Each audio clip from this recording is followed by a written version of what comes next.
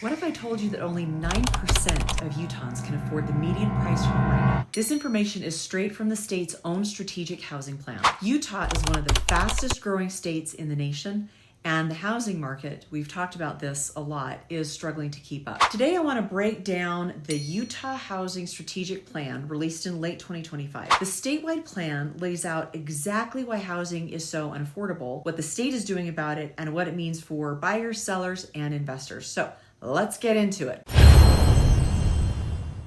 First, if you would like to review this plan yourself, and it really is fascinating, go to governor.utah.gov/housing. I will link that below. So here's the situation. Utah is short 35,000 homes today, and it will need 274,000 more homes over the next decade. But the market is only on track to build around 220,000 of those. That is a massive deficit, and the pain is showing up everywhere for home buyers as well as renters. Only 9% of current non-homeowners can afford the median-priced home in Utah. And over 45% of renters are cost burdened, meaning that they spend too much of their income on housing. This isn't just a real estate problem.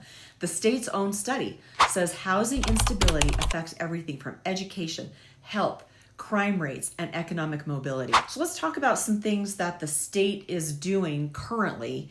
And I'm giving you information that is statewide. So some of this is going to have urban solutions as well as rural solutions. But this is a problem that is happening across the whole state. So Utah has rolled out several policies in the last few years to boost supply, which we've talked about a lot. That is really critical to solving the affordability issue. Number one, cities with tracks or front-runner stations must plan for higher density near those transit locations. This has already identified 64,600 new housing units around those transit areas. Number two, housing and transit reinvestment zones. The zones use tax increment financing, which if you're not familiar with tax increment financing, it's essentially a way for developers or investors to go into an area and improve it and not have as big a hit on their property taxes.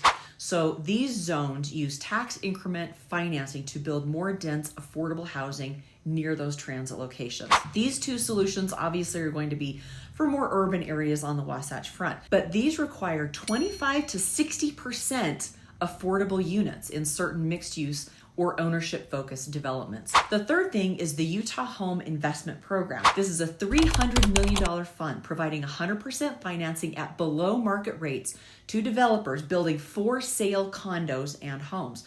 This is going to allow developers and builders to offer a more affordable product. This is a big deal for new home affordability. So the plan, and again, if you want to go look at the plan, it's at governor.utah.gov/housing. The plan lists a huge menu of different tactics, but I want to kind of take you through the most important ones for regular folks. So top priority number one, I think this is really interesting. The state is in the process of mapping and evaluating land it already owns to convert some of it into future housing. This could open up major opportunities in high demand areas. And just an example of what this might look like, the Utah Department of Transportation, for example, owns many smaller parcels of land that are left over from when they have put in state-owned roads and highways, etc. The state is looking for ways to convert some of this unused, already owned land into affordable future housing. This could open up major opportunities in high demand areas. Priority number two, infrastructure financing for developers. So Utah wants to expand revolving loan funds to help cover roads, utilities,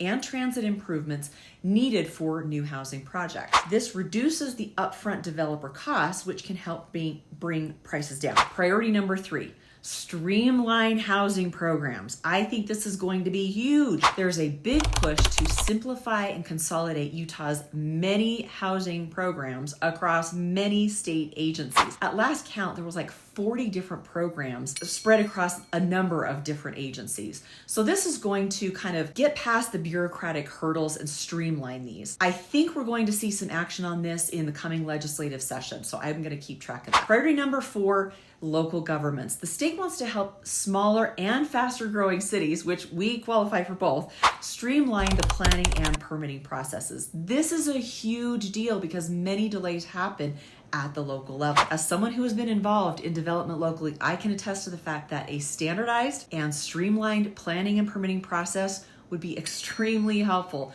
for builders and developers trying to get these projects to the market. Okay, let's talk about other important reforms. The proposed plan recommends requiring every city and town in Utah to allow detached ADUs within reasonable limits. An ADU is an accessory dwelling unit, essentially a small rental. Think of like a backyard cottage on one's own property, which would mean more rental opportunities, more affordable multi-generational living, and more income potential for homeowners. The plan also proposes incentives for cities to allow what we're calling the missing middle housing. Cities that are approving townhomes, duplexes, triplexes, and condos may get priority access to state funding. This is the state of Utah's way of encouraging zoning reform without forcing it, sort of using a carrot instead of a stick. One of the things we haven't heard a lot about in the last few decades is condominiums. They haven't really been a huge part of the makeup of our available housing inventory. And that's because of several reasons. One big reason is they have become a legal liability for developers, and they have been harder to insure because of that. So Utah is trying to address some of those obstacles. Utah wants to expand financing incentives for condo developments, and this is a big deal because condos really offer the most attainable form of ownership today, especially for first-time homebuyers. So what can we expect going forward? This plan prioritizes more starter homes, more condos, more townhomes, accessory dwelling units or ADUs, could expand the supply of entry-level rentals, and in urban areas, transit-oriented areas will probably see the most growth and often the best value opportunities. Now, for sellers, increased inventory could have the effect of softening price acceleration over time, especially near these transit hubs in urban areas. But trust me, demand remains high. Utah's population is going to continue to grow. So the big takeaway is that Utah isn't just letting the market try to figure all of this out. The state is taking a multi-pronged, metrics-driven, and proactive approach to boost supply, increase affordability, streamline regulations, promote smart growth, and track the data to keep everything on course. So is this going to solve everything immediately? No. But for the first time, Utah has developed a comprehensive statewide plan targeting both affordability and housing stability.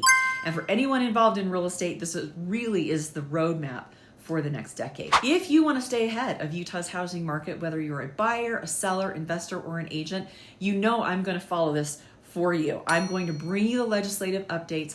So hit that subscribe button. I will continue to bring those updates to you. Let me know in the comments if you have any specific concerns or input.